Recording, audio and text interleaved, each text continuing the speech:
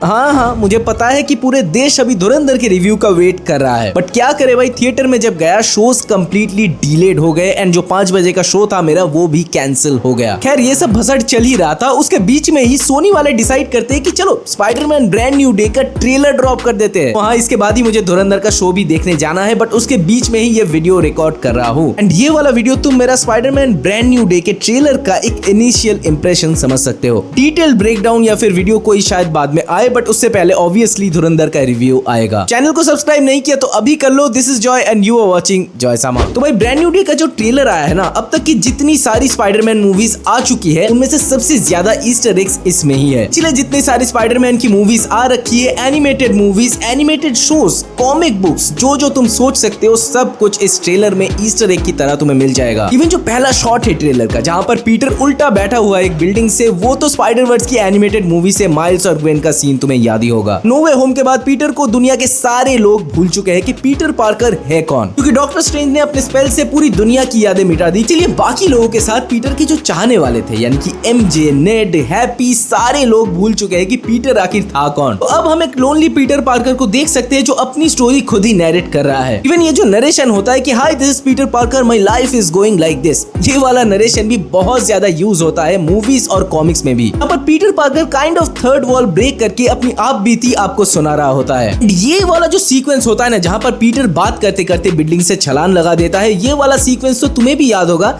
Spider verse में Peter Parker का जो सीक्वेंस था एनिमेटेड वो वाला है, मतलब एग्जैक्ट सेम तो नहीं है बट काफी ज्यादा सिमिलर है। फिर भाई मास्क के अंदर से पीटर का फेस भी हमें दिखता है, जो शॉट भाई काफी कूल था। यहाँ पर यह भी दिखाया जाता है कि जहाँ पर पीटर के दोस्त कॉलेज में जाकर अपनी लाइफ एंजॉय कर रहे हैं, पीटर यहाँ पर दुनिया को बचाने में ही बिजी है। मतलब पीटर पार्कर की लाइफ और बिना प्रॉब्लम्स के, मतलब दाल बिना तड़के के, देखने में अच्छा ही नहीं लगता। फिर यहाँ पर फिर से हमें दिखाया जाता है न्यूयॉर्क के शहरों में से झूलता हुआ पीटर पार्कर यानी कि हमारा स्पाइडरमैन, जो फ्रैंक कैसल यानी कि पनिशर की कार के ऊपर आकर लैंड करता है। ये वाला भी जो सीक्वेंस है ये अमेजिंग स्पाइडरमैन 2 की ओपनिंग जो सीक्वेंस होती है उससे काफी ज्यादा इंस्पायर्ड है। फिर हमारे पनिशर और स्पाइडरमैन के बीच में थोड़ी आपसी नोकझोंक और गोलाबारी चलती है जो देखने में मजा तो आता है भाई। फ्रैंक भाई हमारे गाली गलौज बहुत ज्यादा करते हैं ना, इसीलिए पीटर अपने वेब से उसका मुंह ही बंद कर देता है। मेरे पास भी ऐसे वेब्स होते तो बहुत सारे लोगों के मुंह बंद करने में काम आते। एंड फिर ये दिखाया जाता है कि हमारे पीटर के साथ चीजें थोड़ी गड़बड़ चल रही है, जैसे टोबी मैगवायर के साथ हुई थी स्पाइडरमैन 2 मूवी में। जैसे उस मूवी में पीटर पार्कर अपनी पावर्स को सडनली खो रहा होता है, इस मूवी में भी एक सिमिलर सिचुएशन हमें देखने को मिलती है। पर पीटर की आंख खुलती है और वो अपने आप को एक वेब ककून जैसी चीज में लपेटा हुआ पाता है। यहाँ पर एक इंटरेस्टिंग चीज होती है, पीटर अपने वेब्स को यूज करने की कोशिश तो करता है बट हाथ में वेब शूटर्स ना होने के कारण कर नहीं पाता। अगले ही सीन में हम ये देखते हैं कि पीटर अपने हाथों से ऑर्गेनिक वेब शूट करता है, जैसे कि टोबी मैगवायर का स्पाइडरमैन बिना वेब शूटर्स के भी अपने हाथों से वेब शूट कर सकता है। यहाँ पर हमें मैन स्पाइडर सागा को थोड़ा बहुत दिखाया जाता है, जो तुम में से बहुत सारे लोगों ने देखा होगा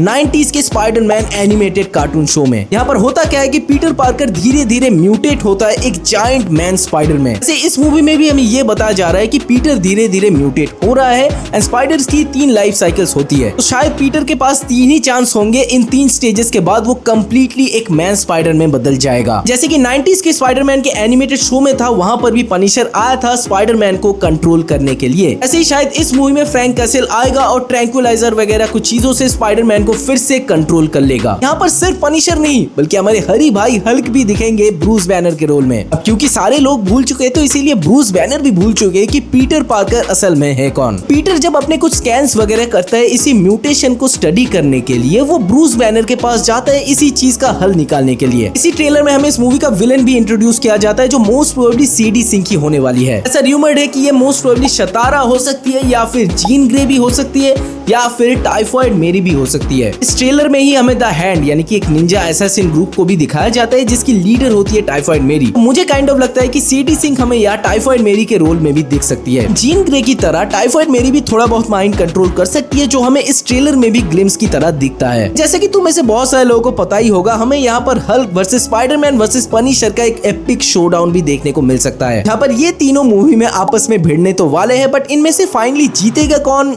ये तो भाई मूवी के एंड होने पर ही पता चलेगा, क्योंकि माइंड कंट्रोल जैसी चीजें भी इन्वॉल्व है, तो ये बहुत ज्यादा पॉसिबल है कि हल्क को माइंड कंट्रोल किया जाएगा और उसके बाद स्पाइडरमैन और पनिशर एक साथ टीम अप करके हल्क के साथ फाइट करेंगे और उसको रोकेंगे। इन सब के अलावा मैं कुछ सीक्वेंस के बारे में यहाँ पर बात करना चाहूंगा जो कॉमिक बुक से डायरेक्टली रेफरेंस किए गए हैं। जैसे कि ये वाला सीन एक डायरेक्ट रेफरेंस है अमेजिंग फैंटेसी की फर्स्ट इशू की, जहां पर स्पाइडरमैन का फर्स्ट अपीयरेंस हुआ था। एंड ये वाला सीन भी एक कॉमिक बुक कवर से लिया गया है, जहां पर स्पाइडरमैन वर्सेस टेरेंटुला का एक फाइट हमें देखने को मिलता है। टेरेंटुला अगर तुम्हें पता नहीं होगा तो ये स्पाइडरमैन के one of the early villains में से है। ये ज्यादा कुछ पॉपुलर हुआ नहीं था, अपने पैरों से अटैक करता है जहां पर एक स्टिंगर टाइप का चीज लगा हुआ होता है। उसके बाद स्पाइडरमैन वर्सेस बूमरैंग की एक फाइट भी हमें देखने को मिलती है जो इस वाले कॉमिक बुक से लिया गया है। बूमरैंग भी स्पाइडरमैन की कॉमिक्स में अपीयर होने वाला एक काफी पॉपुलर विलेन है जो अपने बूमरैंग्स को थ्रो करके अटैक करता है। एंड अगर तुम्हें ये लग रहा होगा कि मूवी में इतने सारे विलेंस को हमें दिखाया जाएगा तो मोस्ट प्रोबेबली ऐसा होगा नहीं। ये सारे सीन्स हमें एक के बाद एक मोन्टाज की तरह दिखाए जाएंगे जहां पर ये एक स्पाइडरमैन के कॉमिक्स को ट्रिब्यूट भी है। एंड भाई कैसे भूल सकते हैं हम अपने मैक गार्गन यानी कि स्कॉर्पियन को। अगर तुम्हें याद होगा तो ये वही बंदा है जो स्पाइडरमैन होमकमिंग के एंड क्रेडिट्स में अपीयर हुआ था। स्कॉर्पियन भी स्पाइडरमैन के कॉमिक्स में अपीयर होने वाला एक विलेन है जिसको क्रिएट किया था जे जोना जेमिसन ने। हाँ तुमने सही सुना, जे जोना जेमिसन ने ही स्कॉर्पियन को क्रिएट किया था एक काइंड ऑफ म्यूटेशन से। इसका सोल पर्पस है स्पाइडरमैन का खात्मा। यहाँ पर हम स्कॉर्पियन को एक बॉडी आर्मर में देख सकते हैं जिससे मुझे बहुत ज्यादा याद आ रहा था अमेजिंग स्पाइडरमैन 2 के राइनो के सूट का। नो डाउट भाई दिखने में तो काफी अच्छा लग रहा है। भाई फिर क्या, पीटर अपनी मे चाची को, उसके बाद अपने चाहने वाले बहुत सारे लोगों को इससे पहले खो चुका था और अब उसके पास जो स्पाइडर पावर्स है वो भी वो धीरे धीरे खो रहा है। तो उसमें से इतने सारे विलन्स एक साथ आ जाता है हमारे पीटर के लाइफ को झंड करने के लिए। मुझे ओवरऑल टीजर ठीक ठाक लगी, मतलब नो वे होम लेवल की तो नहीं है बट मार्वल की तरफ से ये एक अच्छा प्रोजेक्ट हम कह सकते हैं। तब डूम्सडे के पहले एक स्पाइडरमैन के फिल्म का आना यही हमारे फैंस के लिए एक बहुत ही बड़ी न्यूज है। आई होप कि जितना ये ट्रेलर हमें प्रॉमिस कर रही है थिएटर्स में ये मूवी हमें और भी ज्यादा कुछ डिलीवर कर जाए। वैसे तुम्हें ये ट्रेलर कैसा लगा ये हमें कमेंट्स में जरूर बताना और अगर हमारे चैनल में नए नवेले आए हो तो चैनल को अभी के अभी सब्सक्राइब कर लेना। हम मूवीज और सीरीज पे ऐसे ही रिव्यूज और डीप ब्रेकडाउन्स लाते रहते हैं। थोड़ी जल्दी में हूँ एंड मुझे धुरंधर भी देखने जाना है, तो अगर मुझसे कोई डिटेल मिस हो गई हो तो वो भी कमेंट्स में जरूर से बताना। तब तक के लिए हम मिलेंगे आपसे अगली वीडियो में। Peace out.